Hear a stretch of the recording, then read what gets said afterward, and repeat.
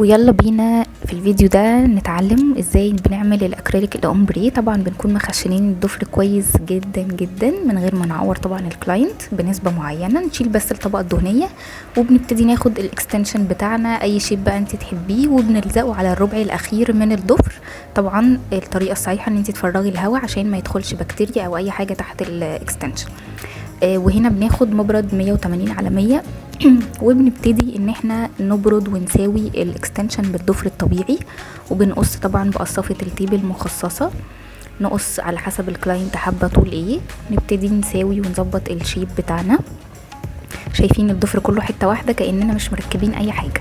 هنا نبتدي نحط البرايمر على الجزء الطبيعي من الضفر.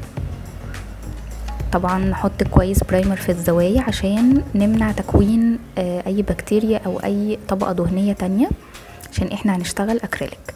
هنا نبتدي ناخد اول كورة من الاكريليك الملكي، هنحطها تحت في الحتة اللي تحت البيضة عشان فوق هنحط الجزء البيج. وهنا ابتدينا ناخد كورة من الاكريليك البيج نحطها في النص ونطبطب كده بالفرشة. طبعا الفرشة لازم تكون شعر طبيعي علشان ما تلزقش فيها الاكريليك.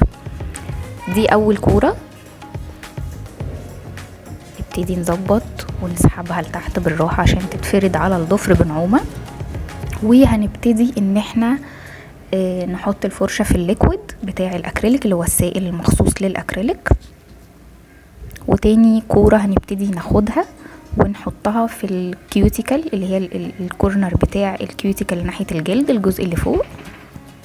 نبتدي نطبطب بالراحة بالفرشة ونسحب. طبعا الفرشة اي مقاس بقى انتي حابة تشتغلي بيه، بس افضل مقاس في الاكريليك هو مقاس 10.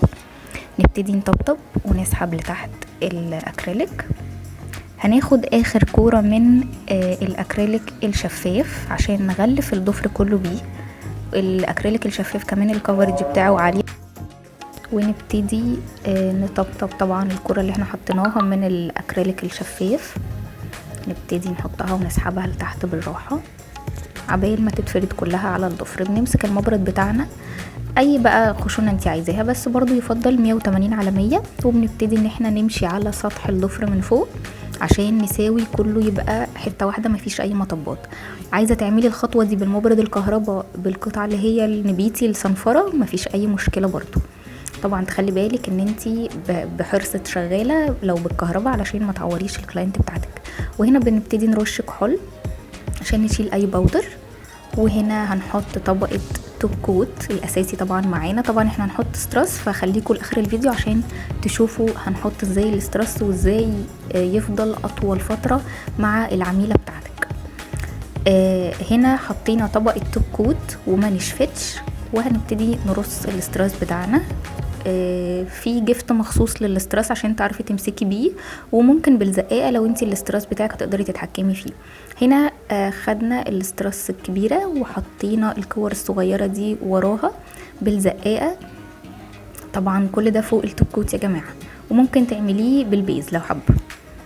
هنبتدي نزق الكور بالراحه خالص ونثبتها، وبعدين هناخد من الاستراس الوسط شويه وهنحطه طبعا اي شكل انت حابه تعمليه واي شكل واي توزيع عايزه تحطيه على الضفر ده على حسب ذوقك انت والكلاينت.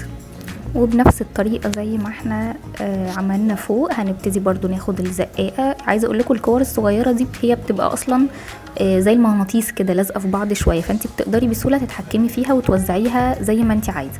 هنبتدي ناخدهم ونرصهم بالطريقه دي. احنا هنعمل الشكل بتاعنا بالاستراس طويل شويه فاحنا رصيناهم بالشكل ده.